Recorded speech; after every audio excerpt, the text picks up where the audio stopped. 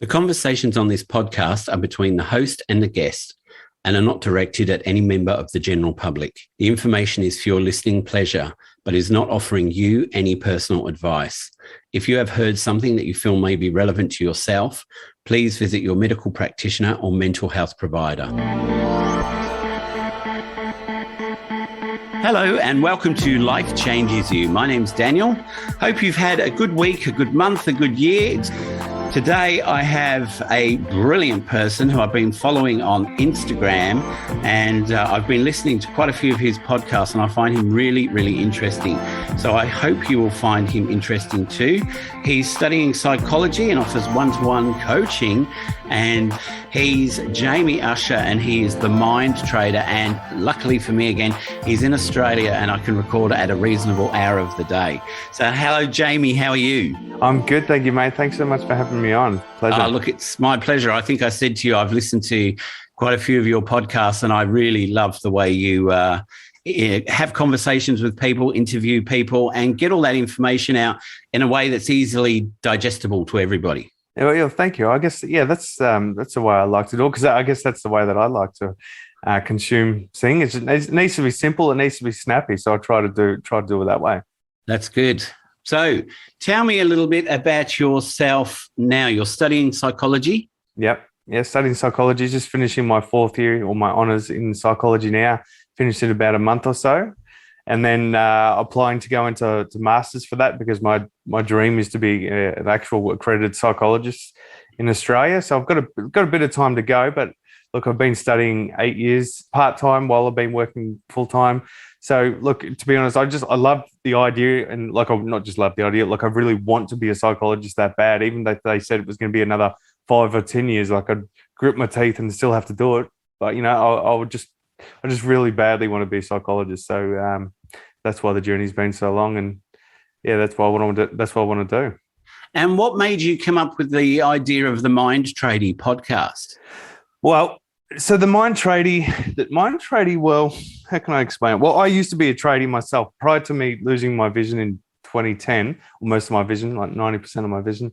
Like I used to run my own business as a tradie on the Mornington Peninsula in Victoria, in Australia. And then I kind of went on my own journey of developing myself and I guess improving mental health to, I guess, ultimately deal with a really tough situation that was happening. And I realized, well, if I'm doing this and I've had this kind of tough thing happen and I've had other tough things happen, I think maybe I've got a bit of a story to tell with people, but also I've got a bit of a knack for motivating people and wanting to motivate people. And people seem to generally sometimes get motivated by what I say. And I'm like, if I can build strategies of actually working effectively with people, I'm like, it's a good combination. So that's how it kind of happened. And then I'm like, well, I'll take the tradie background into what I'm doing now. So instead of just building things with my hands, it's like hopefully building people's sense of self and building their mind and that kind of stuff. So that's how the Mind Tradie came about. Wow, I love that. I love that rebuilding people's minds or helping them build their minds better. Look, I like your updates on Instagram at the Mind Tradie, where you're walking through a park and you're giving some sort of pep talk. And it's always so good, I mean, I'm not one for running about or going on long walks or whatever, but when I see it, I always think, I should actually go and have a walk. I think there's something really valuable in getting the body movement, getting the creative juices flowing. And I could nearly say that I could, if I wanted to, even though I probably shouldn't, because otherwise I'd be posting twice a day, but and people get sick of it. But I could probably nearly think of something to record myself talking about every time I go for a walk, because I walk probably 10 to 15 kilometers a day because I don't drive a car. And I just think there's something so valuable in getting that body movement and getting the mind moving. There'd be a connection between having your heart pumping and getting the creative juices flowing. Sure, somehow there'd be a scientific reason for that, but I just noticed that a lot. So I love, whether it's early morning or nighttime, I just love going to walks, getting inspired to do something and say something. I'm like, that could be something someone could get something from. I'm like, if I get something from it, like I won't do it just because I think somebody else will. I'm like, if I think this is a good thing to say, if I get something from saying, I'll put it up, and hopefully maybe someone else might as well. And look, I can tell that you're studying psychology because you explain things the same way I do. I explain them so broken down because I think people aren't going to understand what I'm talking about. Yeah. But that's exactly what we mean is that, yeah, when you're out walking, and I remember in my early 20s, late 20s, going for a walk with someone who was not very happy with their life. And, you know, we're walking through just along a creek, I don't know, forest, wherever outside. And they were saying to me, why do you go walking? And I said, because I like, and I didn't know about mindfulness back then, but I like listening to the birds and the dogs barking and people talking and the cars in the distance and hearing the trees rustle as the wind blows through. And they're like, my God, you know, you think of all this stuff. And I said, but that's what you want to be. You want to be immersed in what you're doing. And when you're walking and you're hearing all those things, it's a sensory overload, which is great, because you're not having a great time because you're worrying about all this stuff. But if you focused on what was around you, you'd find that those worries would actually dissipate. Well, exactly what you're talking about was, I think, how I really positively immersed myself in what was happening to me back when I was losing my vision, because I was able to have gratitude for those things that you just talked about, even though I couldn't see them. But I would go on long walks, still on the path that I walk on today, because I still live in the same area. And I'm like, okay, I might not be able to see what's happening, but I can still feel the sun. I can still hear the leaves on the trees, and I can still hear the birds. And like that, just immerse myself in this real gratitude for, even though I was in a tough situation, but I was still able to like experience that kind of stuff. So that really helped me. That's where I'm like, I feel so lucky that I was able to have that kind of mindset, like what we're talking about before, mindset. Yeah. Like that was just a natural thing. I didn't have to force myself to do. I didn't have to. I don't know. It was just there. It was just there, and I'm like, well, if I can experience things like this, and these things kind of come natural to me, well, I think other people might need to be able to learn from these things I've able to go through, you know, and I can teach them if they're wanting to hear them, you know, and because it really helped me in that time, which was obviously a pretty tough time to be able to walk home or go on a walk and go, oh, you know what, I'm really lucky, even though I had a pretty massive thing happening. I'm like, yeah, there's something happening there. I feel pretty lucky. So do you want to say what actually happened when you found out that you were losing your sight? What happened beforehand that made you think there's something wrong with my eyes? I need to get this checked. Yeah, that's actually a really good question. So what would happen is when I was doing my business as a tradesman, so I used to do frameless glass and splashbacks and this kind of stuff and mirrors. And I would say, like, I'd do the measurements during the day, and then at nighttime I would come home and draw them all up on the computer, and then I would do my banking and all that kind of stuff on the computer every night.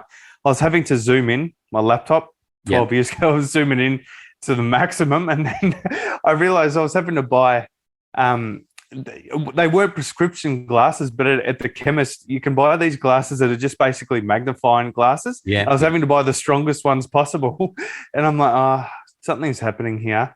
And then I went to an optometrist, and then did like an eye test, and then they're like, oh, your eyes are actually okay, but something's obviously going on behind the eyes. So I went to another eye specialist, and they checked out my eyes again, and they found out once again my eyes are fine, something else is going on. And then I went to my local doctor, and they said, look, you need to go to the eye and ear hospital. Here's a referral. You need to go tonight. So I had a friend drive me down to the eye and ear hospital in Victoria, Victoria Parade in Fitzroy, I think it is. And they kind of pumped me with a steroid for 3 days to see if that improved anything.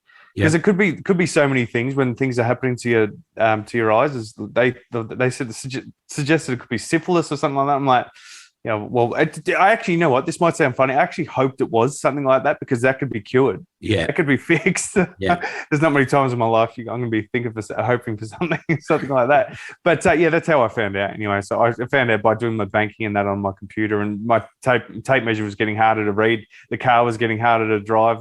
And it was getting harder to drive at nighttime and that kind of stuff. And then over about a 2-month period, I'd lost about 90% of my vision in about 8 to 10 weeks. So how did that feel, going through that from the time when you go to the eye and ear hospital to when 8 weeks later where your vision is deteriorated a lot more. Yeah. I mean, it must be so scary to think, and especially, I guess, if the doctors haven't actually given you a diagnosis of what it is yet. Yeah, it was scary, but I think maybe because I was stubborn and young, and because I was kickboxing at the time as well. Like I guess I had a fighter's mindset where I'm just like, no, I'll handle this. I'll be all right. And plus, like, I grew up, which we might be able to get to later. I grew up in an environment where I was 100% reliant on myself emotionally, and I'm like, I'll be all right.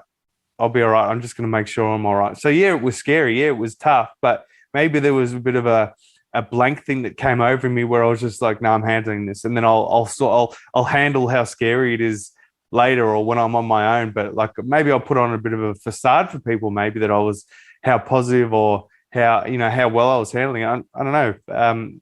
It's a bit of a tough one to explain because realistically, like. I was speaking to someone about this the other day. Like, I've had tougher things I've had to handle. Like, things that I've actually I found tougher to handle. Where like I broke up with a girlfriend like 10 or 12. I don't know, what was it? No, about 14 years ago. And this is prior to me losing my vision. And that 6 months relationship or 5 month relationship was harder for me to handle than me losing my vision. Wow. And so that tells me that something wasn't right.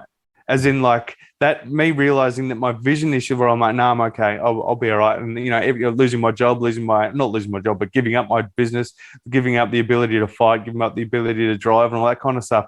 And I didn't have to see a psychologist or anything, but realizing that I had to see a psychologist after having a relationship breakdown, something wasn't right.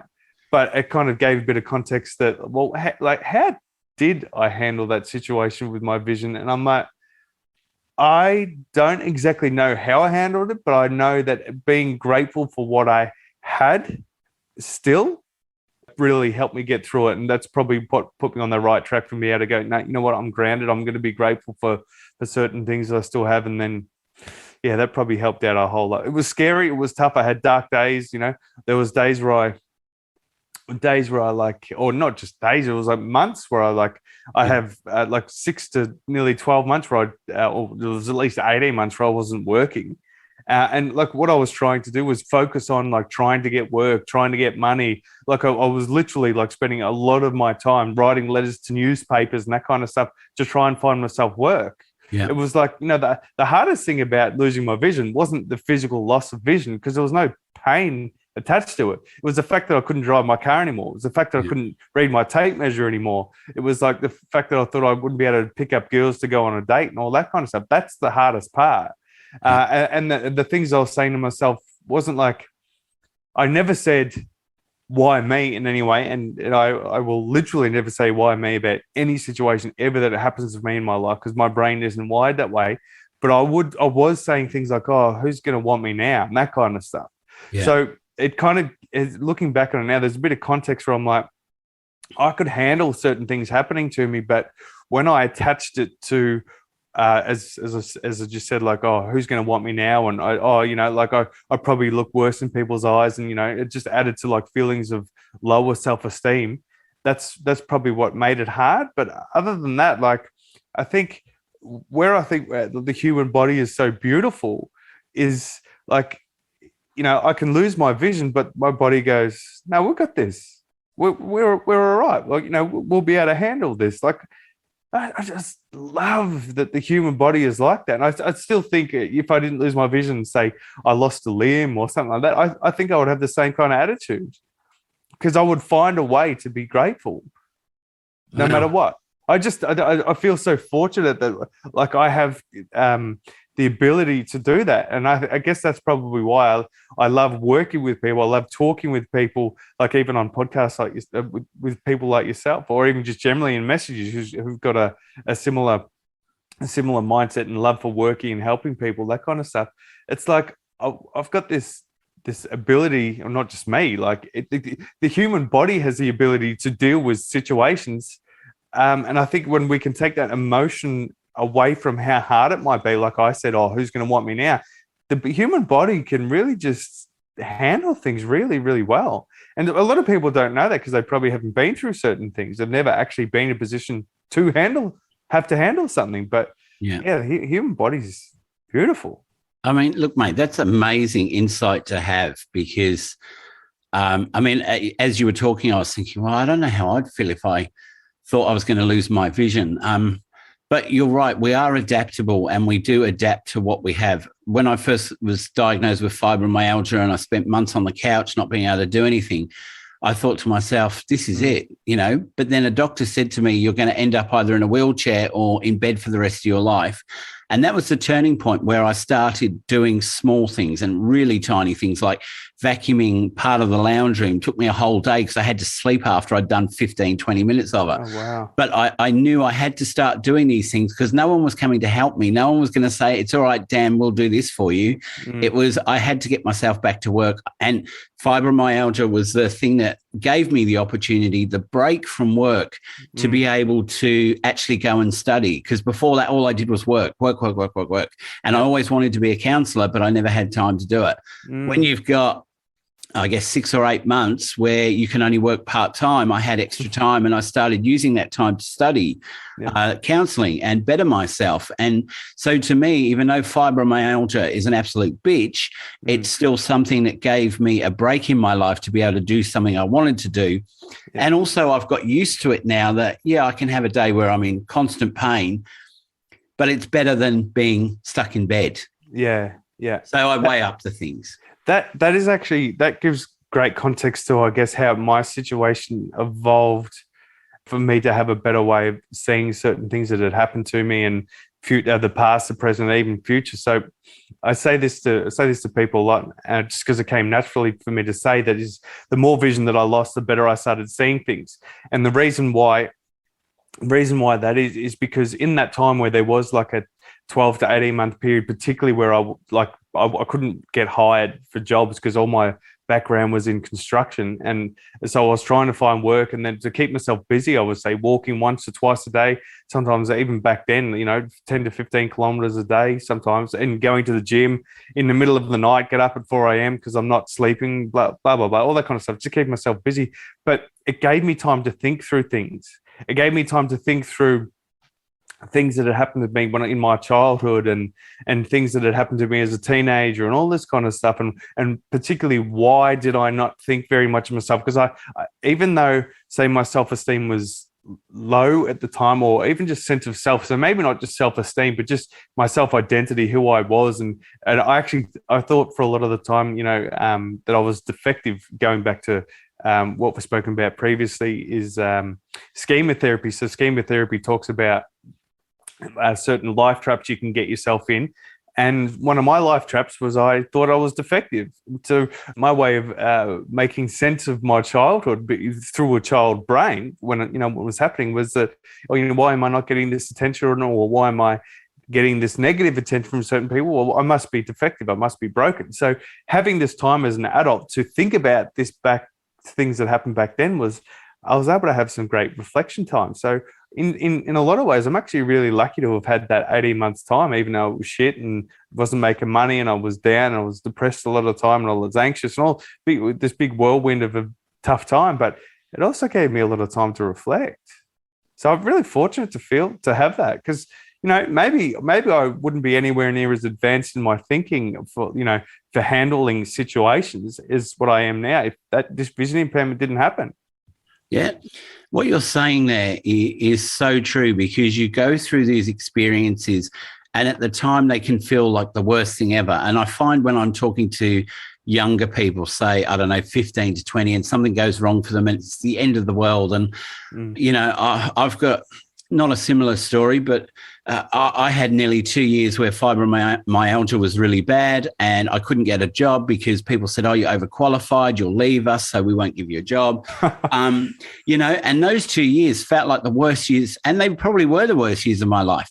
Yeah. But then you start thinking outside of the box and creating new opportunities for yourself, and it was starting this business, starting the podcast. Loads of things came out of that really sad time where your self-esteem really takes a knocking, because it's like, well, why won't they give me a job? I'm overqualified. Surely I should be someone they want. And I'd say to them, but that's your benefit. And they go, no, you'll just leave. And, I've told people this conversation I had with someone, because it was working for an agency that works with people with disability. And now I run a business with my business partner, teaching communication to people with disability. And they rang me up and asked me if I could take one of their clients, participants. And I said, yeah, I can. I said, actually, do you remember, and I was being a bit smart. I go, do you remember I came for a job with you and you told me that, I was overqualified and I wouldn't stay, so you didn't give me a job? And she goes, well, you've proven me right, haven't you? And I went, oh, okay. Yeah, actually I have. But I was trying to be smart, going, look at what you missed out on. And she was right. There's something in that time, isn't it? Probably you felt it as well. So it wasn't necessarily, or maybe it's different for you, because fibromyalgia maybe does cause pain, but it's not so much, say, with me and maybe yourself, but say that, as I said, the vision impairment wasn't painful, but it was the knock-on effect of not being able to work, as I said, not being able to drive, not being able to read my tape measure, not being able to make money.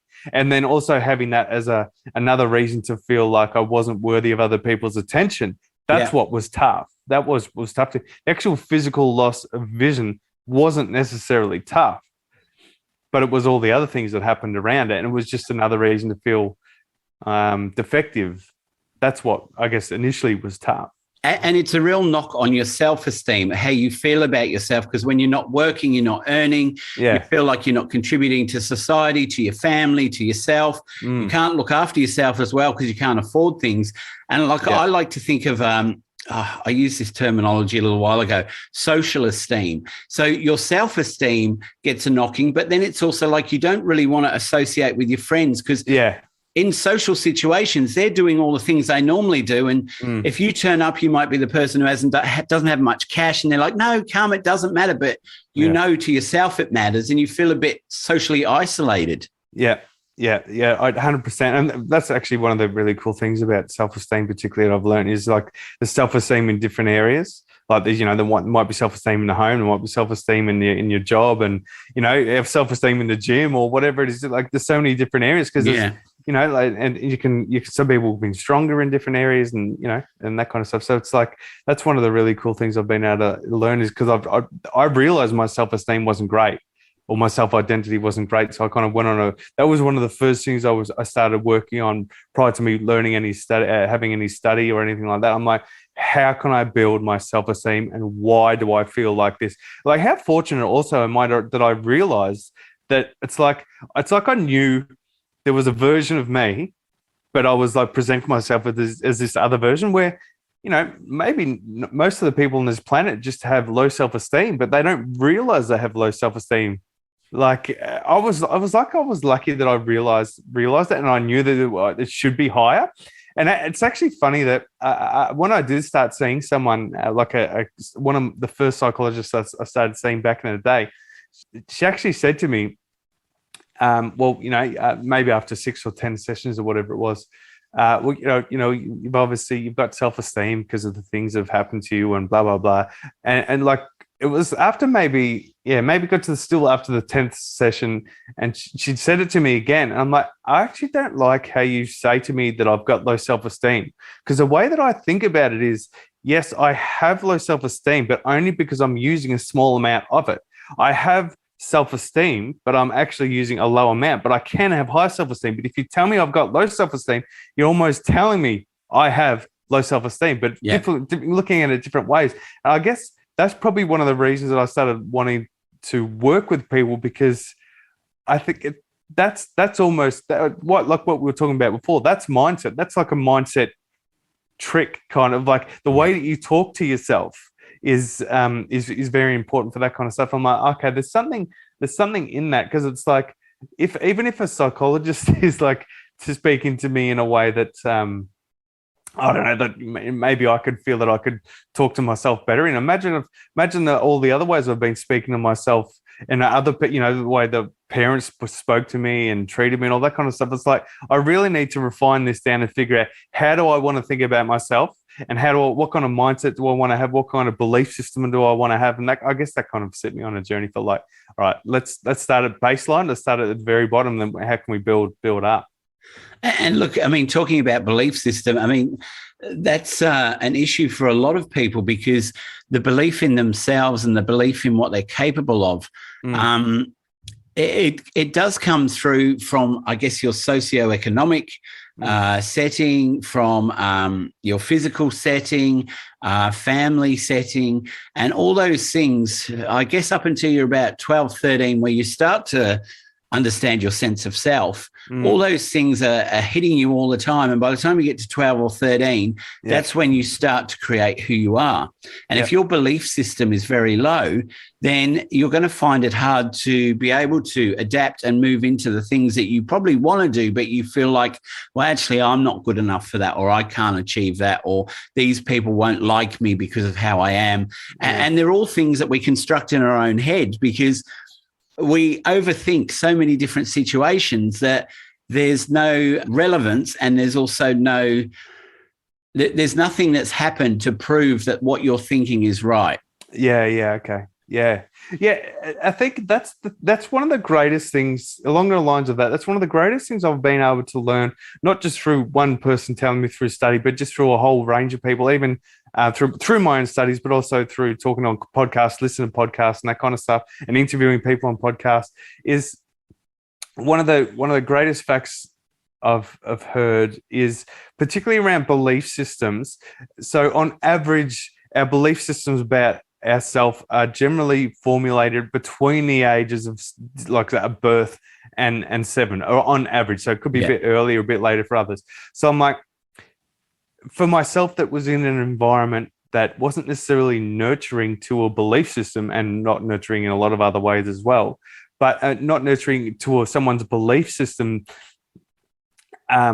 Like, imagine how many other people there are out there that they may not have necessarily have had to go through like a negative childhood experiences, because you don't necessarily have to have negative things happen to you to have a not so good childhood. You just may not have received positive attention. You may just not have received any attention, and that may be not so good as well. So where I guess distress for people can come in due to their belief systems. There might be things that they want in life, but their belief system about who they are and what they can achieve doesn't match that. And if your belief system doesn't match what you want, you're not going to achieve it.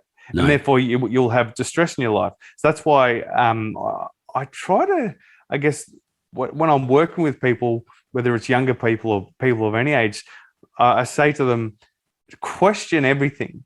Question your belief system. So how do you feel about yourself?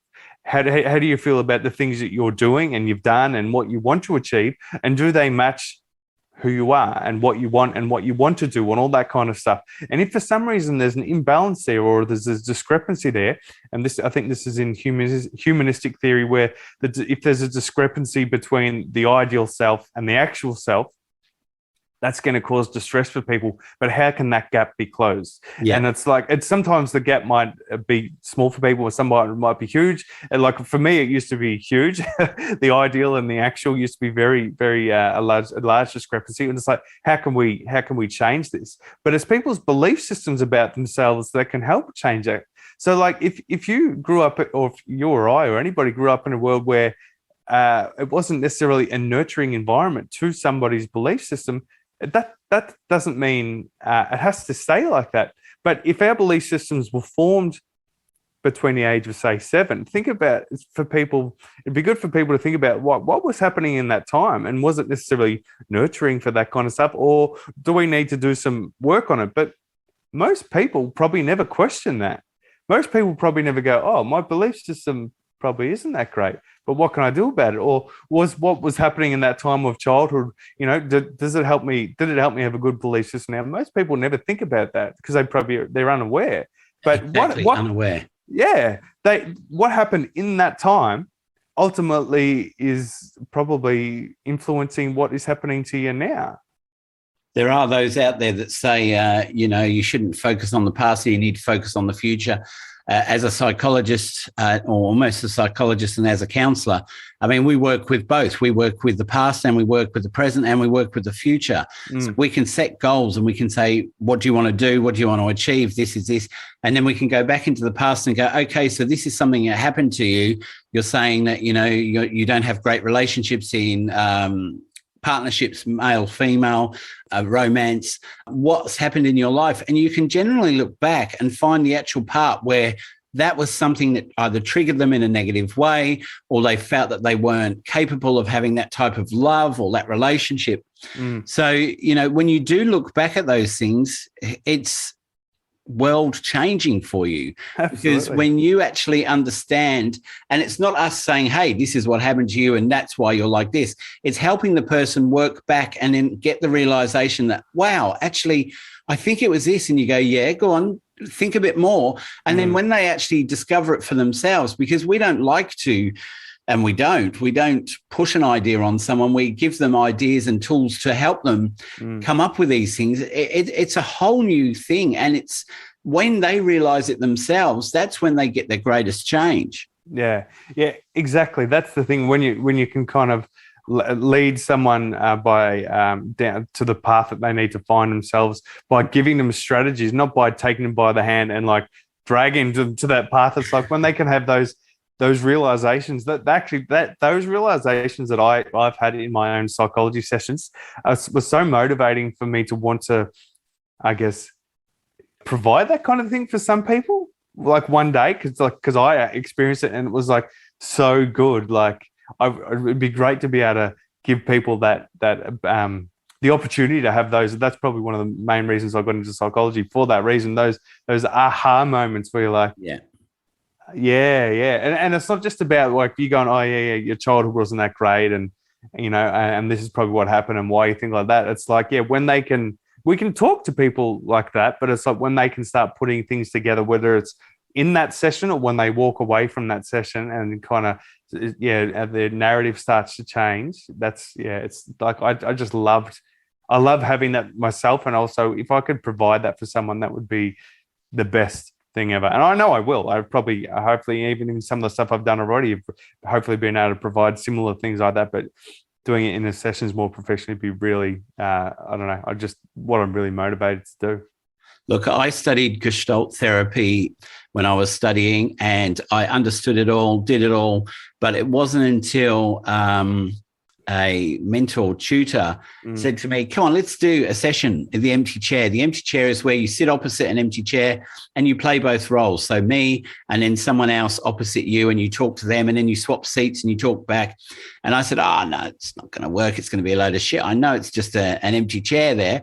But when we got into it, of the character I was talking to, I got emotional in both characters. And I realized how powerful this tool was that I'd studied, and I knew it inside out, but I just hadn't seen it in action. And when I actually did it and felt it and saw what it was like, I had a few realizations there, and I was like, my God, how good is that? And she said, I told you, you need to do these things yourself to be able to see how powerful they are for someone else you work with. And I did do it with a friend of mine who had an issue with her mother back in the day. Her mother was not a great mother, quite abusive.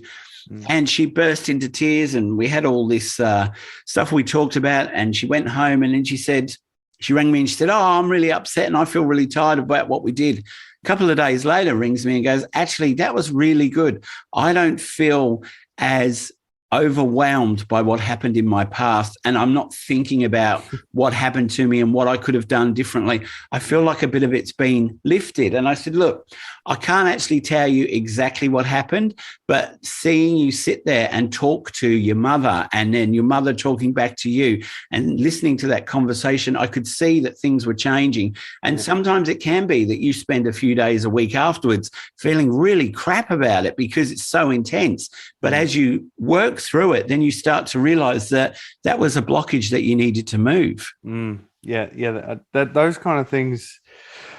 Like I think there's obviously a mixture of like what we can give, whether it's as counselors or psychologists or whoever you are, as we spoke about before, whether it's life coach, it doesn't really matter. Like if you've got a skill, like obviously that's good, but it's more about I guess the amount of effort as well that people as the client is putting in. So, but a good mixture of like a good therapist in some way, whatever it is as a coach, counselor, whatever, psychologist, and then someone who comes in with an actual like bit of an urge to want to change, to talk through their story and release those blockages, whatever they may be. Like that's a bloody great combination. When you've got that happening, you can make some pretty bloody good changes happening. Well, look, I had a conversation with someone on a podcast probably about a month ago, and we were talking about life coaches, and life coaches are the new sort of buzz person to be around, and we sort of went, well, actually, if we think about it, it would have started as psychiatrists, then psychologists, then counsellors, then life coaches. There's going to be someone else that comes along soon that not replaces life coaches, but is the new buzz thing because, we're always dissecting all these different things we can do with behaviours and thinking and someone will come up with a new concept for someone who can work at it and teach. I mean, it's the same in psychology. There's psychology as the big umbrella, but then there's cognitive behavioral therapy. There's solution-focused therapy. We've got, I don't know, maybe 100 therapies underneath that. Yeah. And there's probably about 10 or 15 that are the major ones we use when we're counselling. But there's always new concepts and new ideas, which is what's great because it's forever changing and always creating new pathways to train people in different ways. Yeah, that's very true, and I guess that's the thing. Yeah, then maybe there is going to be something else out there. I guess as long as it helps people, as long as it's effective, and long as it does it in a healthy way, I guess. Yeah, like I'm fine for that. But I guess we as we were discussing before, I guess we try and come from an effective background. Like we want to, I think same as you with your counselling and me with going down that psychology path. I think we feel comfortable with that. Maybe because we've experienced that ourselves. They're the ones we want to go. That's the avenue we want to go down. And maybe that's why I'm I guess so passionate about psychology. I find it's got such a strong background.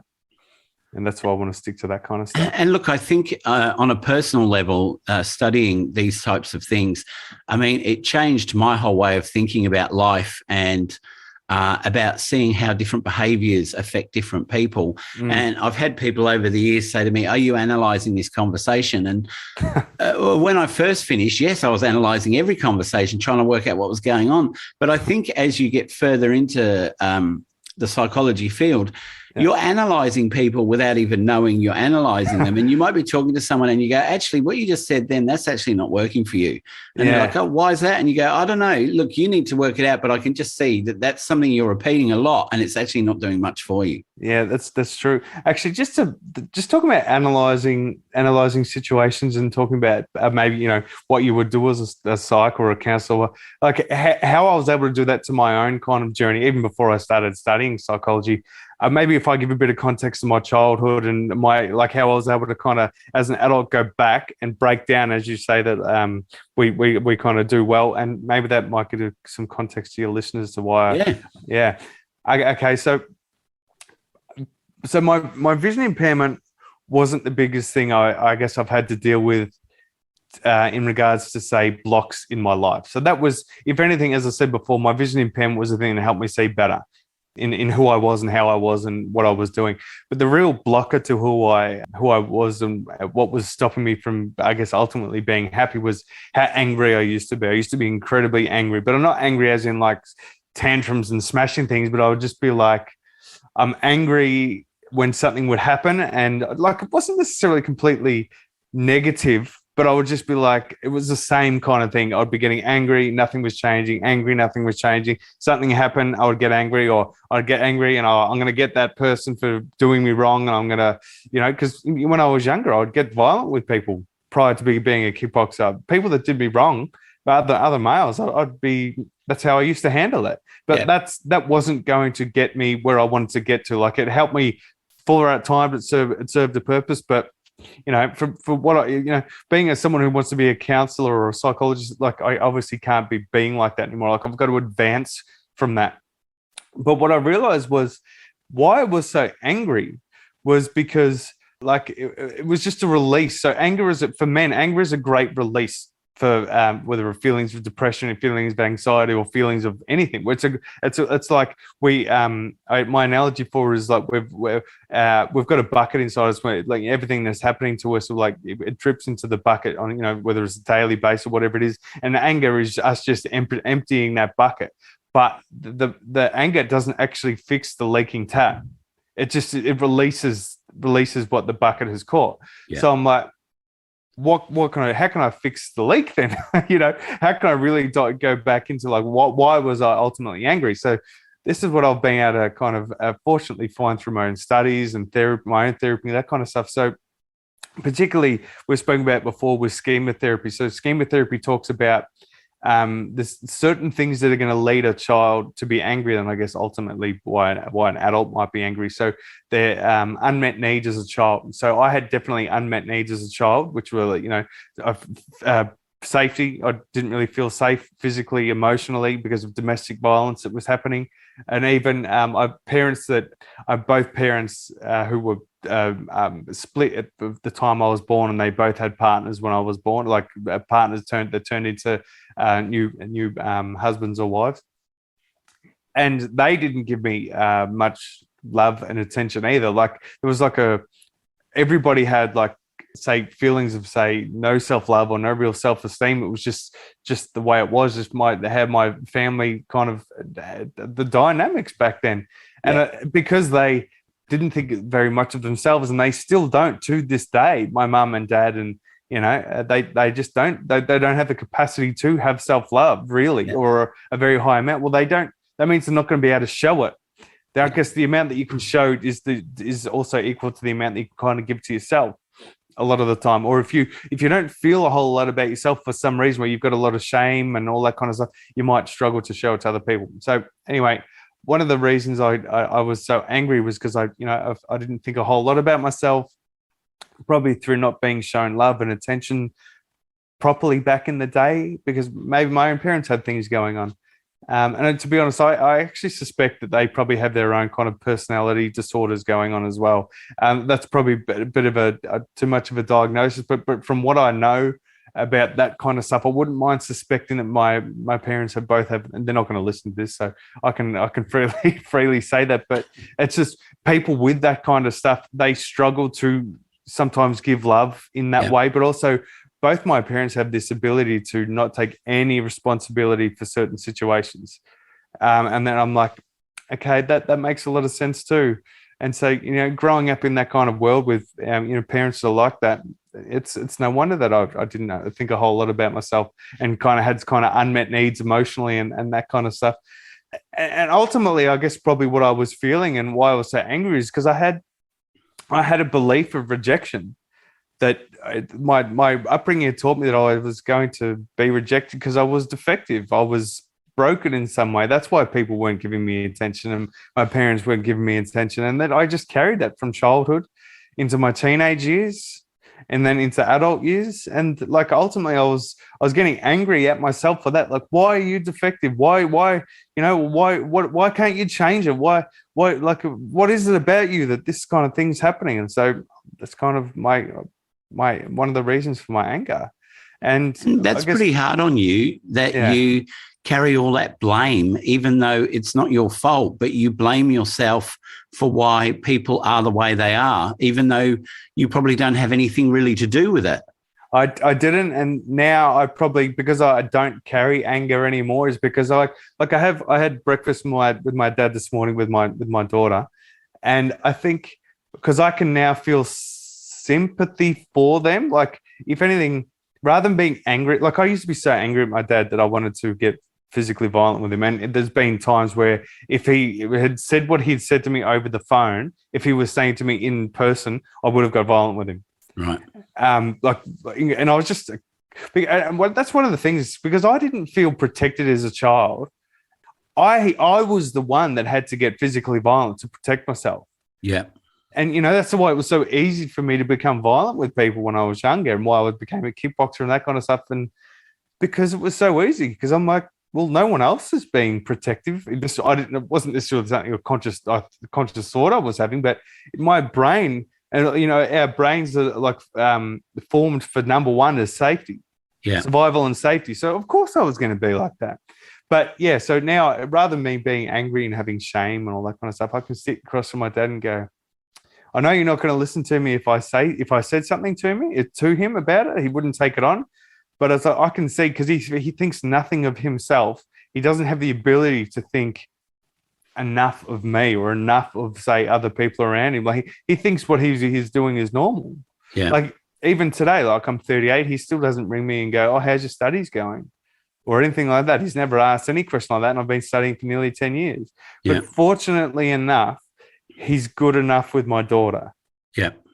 And so that's where I have a relationship with him around that. So I don't have to bring up past stuff anymore. Like sometimes I feel like I need to, but no, it's more my relationship that I have with my mum and the relationship I have with my dad is purely based around their relationship with my daughter, my 7-year-old daughter. And that's good enough. So And I don't have to, yeah. Do you think that you got a greater understanding of what happened when they were younger and with you not feeling so angry towards them was part of your learnings through learning your psychology? You understood more and you could empathize, not meaning that they're right, but empathize in a way that they didn't understand, or what they were doing they didn't realize was detrimental to you? I think so, yeah. I think that's a really good point. I think that's probably played a huge part in it. But also on top of that, just understanding that this is what I was saying before, that I think they probably both struggle with some kind of whether a personality kind of disorder is a spectrum thing as well. I'm not 100% sure, but it probably is. But both of them have the inability to say, like, yeah, we're sorry for putting you guys through that. We should never have done that kind of thing. It's all like, oh, that's what was happening was fine. Like the domestic violence was fine, and it's like, do you think they actually don't understand what they were doing was bad, though? Do you think, like, in their brain? I mean, what? I guess I think it's a defense mechanism they have. I think they do know it wasn't great, but for some reason. And was that like a family generational thing that happened to them when they were kids? Like, was it just sort of something that was brought forward through the generations? I suspect, this is too much of a diagnosis thing. I suspect that on my dad's side, I think my grandma has some kind of thing there, like an inability to properly show love, probably through some kind of thing. But with my mum, so her dad died when she was, say, 8 years old in a car accident they had back in early 1960. And dad died, and I think the focus probably went on to my grandma on the other side, so my mum's mum, and the family outside, people kind of concentrating on how hard it was on my mum's mum rather than actually dealing with my mum. Yeah. And I think the trauma from that has really affected her. Yeah. And I think that's led her to have certain issues that she's probably had the inability to deal with. So yeah, I have sympathy for them there rather than being angry. And I guess if you go back to the 1960s when your mum was young, I mean, back then it was almost looked on as kids were resilient and you had to look after the mother, father, because then they would look after the children. But, I mean, times have changed now, and maybe if it was in this time, it would be a completely different outcome for your mum. But I think to go through a trauma like that, I know with my mum, she lost her dad at 21 and she had 2 sisters and a brother below her, and her mum was then the main breadwinner. And she said she found it really difficult because her dad had gone, she'd lost at 21. Her mum was at work all the time. She was looking after the kids, or expected to look after the kids. And she was also trying to find her way in her own life. And that's why she feels that she's got anxiety now, because back in her 20s, there was so much pressure. And also she felt like, being the oldest child, she needed to step up into her dad's position and then was told, no, that's not your position, I think, along those lines is probably how I felt with mum, because I must have just unconsciously sensed that maybe I was the one that needed to help her think more of herself somehow. I don't know how I was going to do this, or I was the one that needed to protect her because, I don't know, maybe she wasn't doing it herself. Because, say, when I was 4 and she remarried this guy and he turned violent, I was the one that had to protect her, I guess, physically and emotionally. Like, that was...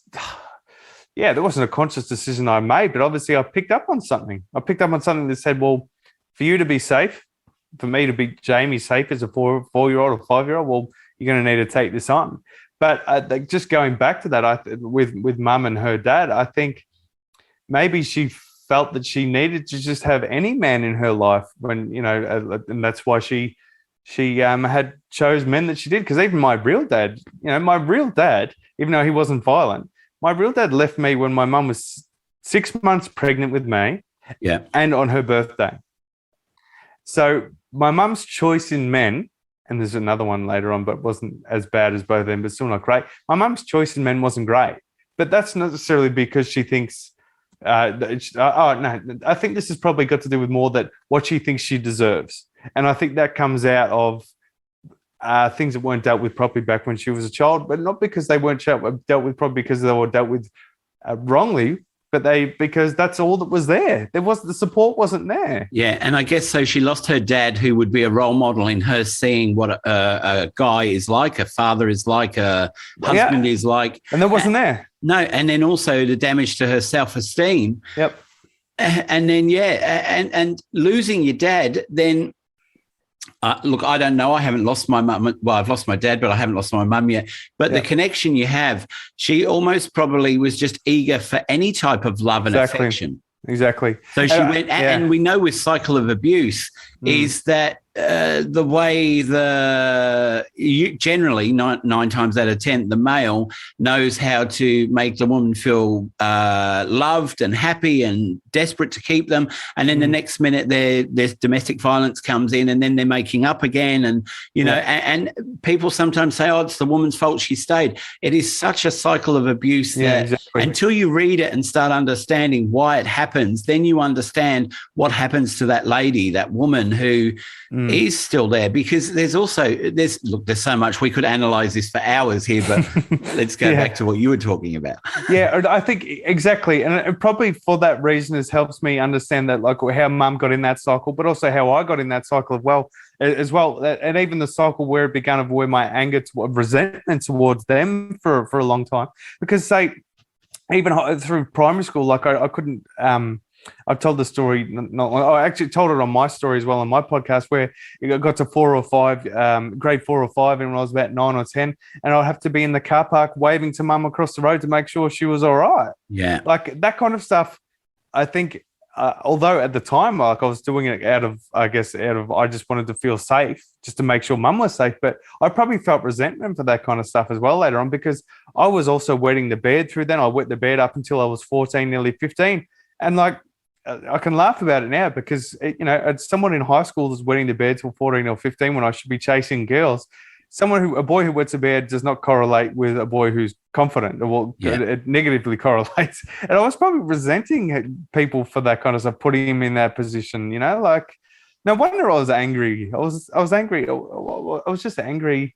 I don't know, like at the situation. I don't know. I was angry. Yeah, you were angry at the situation. You were angry probably at your mum that she picked such a dickhead of a man. Yeah, and then I probably had to angry that you didn't feel that. I guess the school was supporting you, or you had to go to school when you wanted to be there and protect your mum. There are so many different variables that were going through your head at 13, 14, 15, which shouldn't have been going through your head at that stage, because, you should have been out looking at girls, going out with your mates, riding your bike, but you had all these different situations going on that you had to deal with. And probably also the loss of not losing your dad, but your dad walking out when you were 6 months old. I mean, that must be a real tearing thing on you as well, because you've been abandoned by your dad. You've only just been born. Why did he leave you for someone else? Yeah, well, exactly. So, like, all that kind of adding up is makes sense why I was angry. But also, like, every single moment that I've just described with vision impairments, childhood stuff, I'm so fortunate that every single second of it happened, because it formulated the person who I am now, and that I love who I am now, and I love. And I'm building on that more and more. Not that I have like self-love in that traditional way people talking about, but I respect who I am. I respect the way that I am, and I've been able to kind of get my head around it. I respect the way that I keep moving forward and advancing who I am, and I have a love for working with people in those situations. And I've got things I can provide for them, and a story of my own. But I don't just want to provide a self-experience story. I want to be able to provide an educational backup of that as well. That's why I like to study. So exactly. And look, that's what I love about you, Jamie, is you're studying, psychology. So you've got all that groundwork and education behind you. You've also got your lived experience.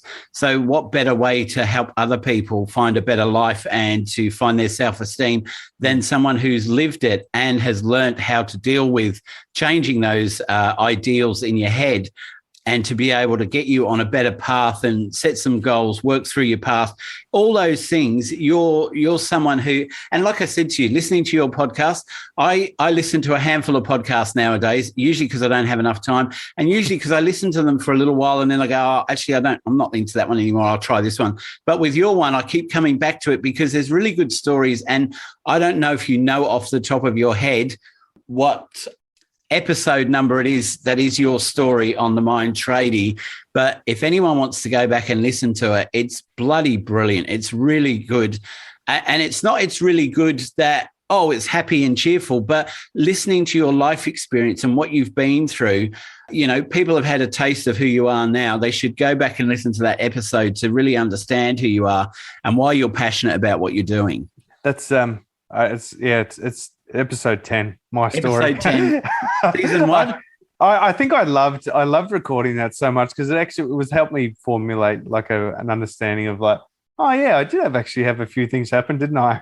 And that's episode. It's the first one I've spoken about where I spoke about that where I was in primary school and I was in the car park waving to mum and I'm like, fucking hell, that really did happen, didn't it? That made me tear up when I was hearing that because I could feel you as a child making sure your mum was all right, and I could just feel the anguish that you were going through. And what I really loved about that episode is you take people on the journey from being small, what you went through with the domestic violence happening around you, going to school, and then finding out that you're losing your eyesight. It's like listening to your life story concise in an hour, but there are so many good points in it, so many points that make you really think about how lucky we would be to have the life we had when we hear about what you went through. It was just amazing. It's extraordinary, actually. It was an extraordinary listen.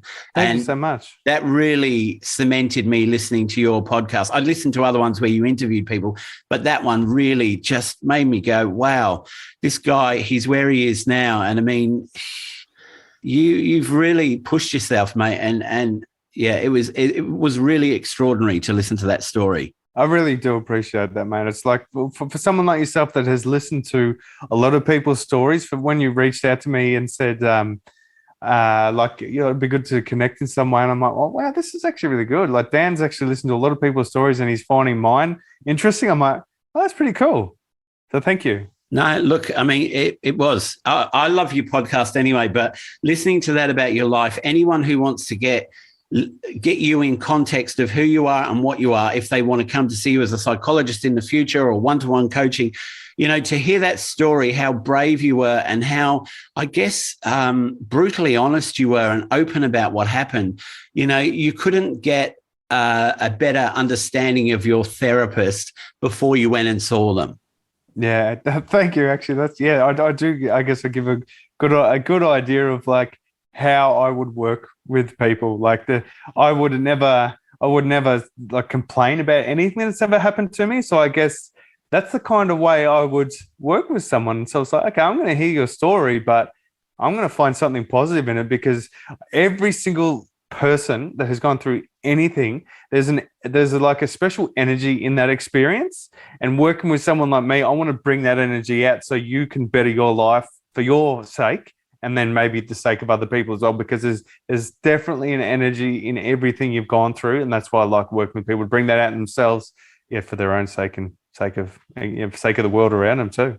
All right. Well, Jamie, I think we have to wrap up here, but you're the Mind Tradie. Are you on Facebook and Instagram? Yeah, Facebook and Instagram. Yeah, definitely. I think I prefer Instagram at the moment. Facebook's a bit dead, but yeah, I love Instagram. Do the videos or put stuff up on there. So if people want to find me on there, contact me on there. I do have a website coming out in the next month or so.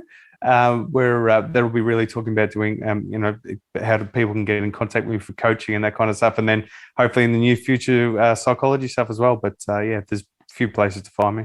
All right. Well, if you're on Instagram, you can find him at The Mind Tradie. It's Jamie Usher. If you're not on Instagram and you want to get in contact with him, you can always contact me here at the podcast and I can pass on your details to him and then you can connect that way. But Jamie, it's been brilliant talking to you. I'm so glad we connected on Instagram and that I've listened to your podcast and you've come on and told people a little bit about yourself. I hope they go and find you on Instagram or Facebook or connect with your new website, because I think you've got a lot of information on your Instagram and positive stuff about your life. It's worth people going and checking you out and following you. Dan, thank you so much for having me on. As I said, it's been an absolute honor. You've had a lot of good guests on here. So to be amongst those people that you've had a chat with, I feel extremely honored. So thank you so much for me to share my story. So I really appreciate it. Look, it was brilliant, mate. I was happy to have you on, and I contacted you and asked you to come on because after hearing that story, I just thought, God, this guy, he's going to go places, and I need to snap him up before all the big podcasts get him. Thank you. Well, let's hope so. Yeah. All right, Jamie. Thank you. You have a great night. You too, mate. Thank you. Thank you. Bye-bye. Well, that was another episode of Life Changes You. If you want to contact us, we're available on Facebook, Twitter and Instagram. And we also have a website, lifechangesyou.com.au. So until next time, take care of each other and thanks for listening.